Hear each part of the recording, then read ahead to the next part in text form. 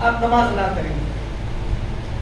اب نماز چاہے وہ نوافل پڑھے, چاہے فرض تنہا منفرد یا جماعت کے ساتھ پڑھیں, چاہے سنت موقعہ یا غیر موقعہ پڑھیں, چاہے آپ وتر پڑھیں یا تہجد پڑھیں, لفظ یہ کہ اشراق پڑھے, کوئی بھی نماز عبادت, کوئی بھی نماز پڑھے, آپ نماز میں کیا پڑھیں؟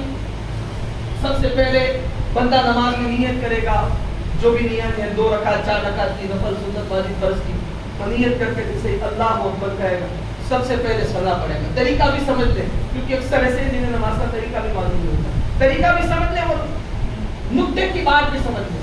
صدا پڑھیں گے, نعوذ باللہ نہ بسم اللہ, ڈائریکٹ صدا پڑھ دیں.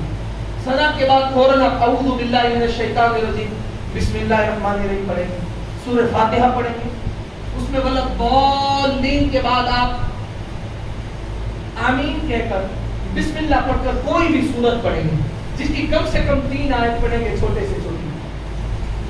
آپ اللہ اکبر کہہ کر رکوع کریں گے, اللہ کی حمد کریں گے, سبحان ربی العظیم سبحان ربی العظیم, سمیع اللہ لمن حمدہ توبہ کریں گے.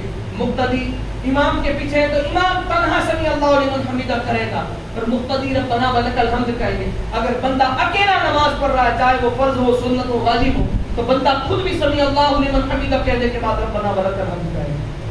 اس سے آپ سیدھا سجدے میں جائیں گے. سجدے میں آپ کو حکم دیا گیا کہ اگر تنہا ہے تب بھی سبحان ربی الاعلیٰ پڑھیں, امام کے ساتھ ہے تب بھی سبحان ربی الاعلیٰ پڑھیں. لیکن قرات میں آپ اگر امام کے پیچھے ہیں تو آپ کو قرات نہیں کرنی ہے. جماعت کے ساتھ نماز ادا کر رہے ہیں تو آپ کو نہ الحمدو پڑھنی ہے نہ کوئی سورت پڑھنی ہے. وہ امام کو پڑھنی ہے, آپ کو نہیں پڑھنی ہے. باقی سب کام رب نے حکم دیا کہ تم کو کرنا ہے عبادت. سجدے کی تسبیح سبحان ربی الاعلیٰ پڑھنی ہے. جیسے ایک رکعت ختم ہوئی اسی طرح دوسری رکعت ادا کریں گے, ثنا نہیں پڑھیں گے. دوسری رکعت میں آپ بیٹھیں گے, اگر 4 رکعت نماز والی ہے تو دوسری رکعت کا پہلا قاعدہ, اور 2 رکعت ہے تو دوسری رکعت کا آپ کا آخری قاعدہ ہے. اب آپ قاعدے میں کیا کریں گے؟ کیا کریں گے؟ تشہد پڑھیں گے. امام کے ساتھ ہے تب بھی پڑھنا ہے, اللہ نے فرمایا ہے نا, حضور نے نماز میں یہی تو حکم ہے. آپ جماعت کے ساتھ پڑھتے تب بھی آپ کو تشہد پڑھنا ہے, اکیلے پڑھتے تب بھی آپ کو تشہد پڑھنا ہے. تشہد کے بعد درود ابراہیم, کیسے؟ امام کے ساتھ بھی پڑھنا ہے اور تنہا پڑھتے ہو تب بھی پڑھنا ہے. اور درود ابراہیم میں کیا پڑھنا ہے؟ اے اللہ یہ تو تیری عبادت ہے, بندے کا تیرے ساتھ تعلق کا معاملہ ہے, اس میں دوسرا کیا لینا دینا. تشہد تو مولا تیری اور تیرے حبیب کی بارگاہ میں سلام ہے ہمارا. تشہد تیرے حبیب کی بارگاہ میں سلام ہے. السلام علیکم یا ایھا النبی, نبی پر ہمارا سلام ہو, ورحمۃ اللہ وبرکاتہ, رحمت و برکت ہو,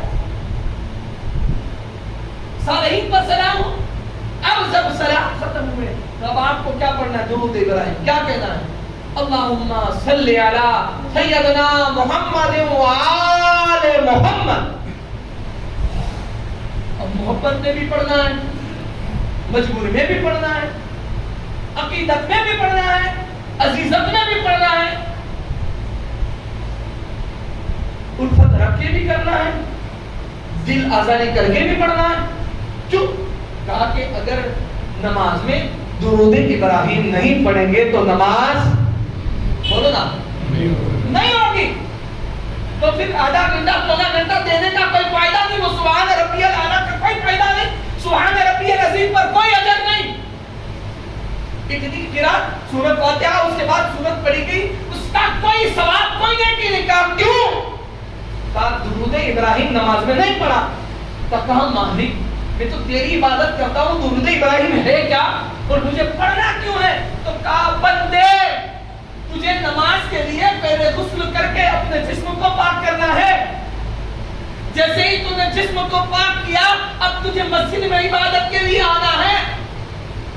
پھر بھی تجھے پاک ہونے کے باوجود وضو کرنا ہے. کہا کیوں؟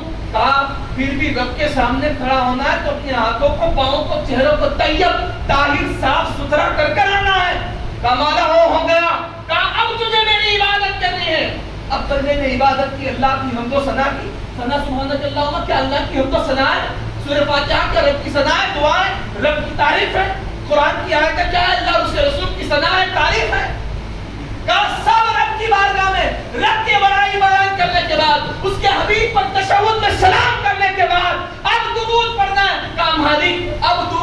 کیوں ہے؟ کہا نادان، یہ سب تو نے پڑھ کر میری حمد و ثنا کر لی، مجھ تک پہنچنے کا ذریعہ بنا لیا، میری عبادت کر لی، اب تجھے درود پڑھ کر یہ بتانا ہے کہ تو میری بارگاہ میں آیا تو ہے، اور میں قبول تو کرتا ہوں، لیکن ایسے نہیں، تب جب تیری اس عبادت میں میرے حبیب اور ان کی اہل بیت پر درود و سلام نہ بھیجا جائے۔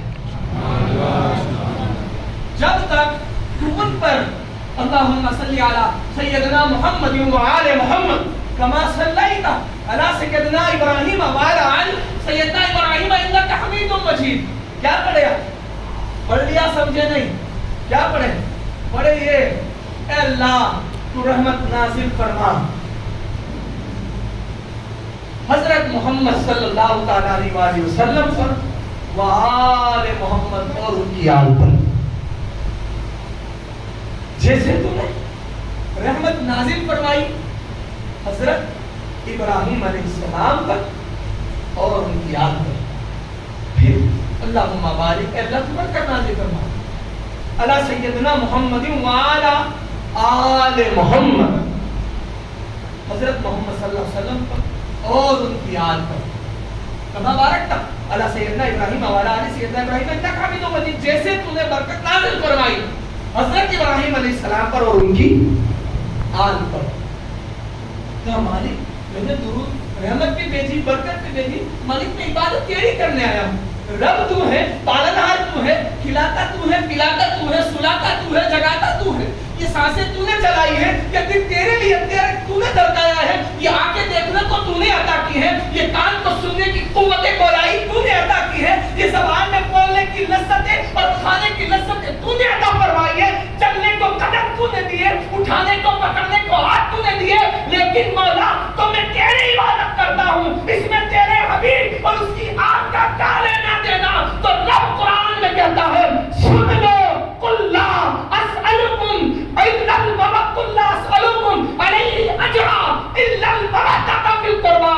حبیب، قرآن میں رب نے پہلے کہہ دیا، کوئی سوال کرے اس سے پہلے حبیب لوگوں سے کہہ دو، امتیوں سے کہہ دو، سارے آنے والوں سے کہہ دو کہ تم نے میرے صدقے میں یہ آنکھیں ملی، ہم نے کہا کس نے دی؟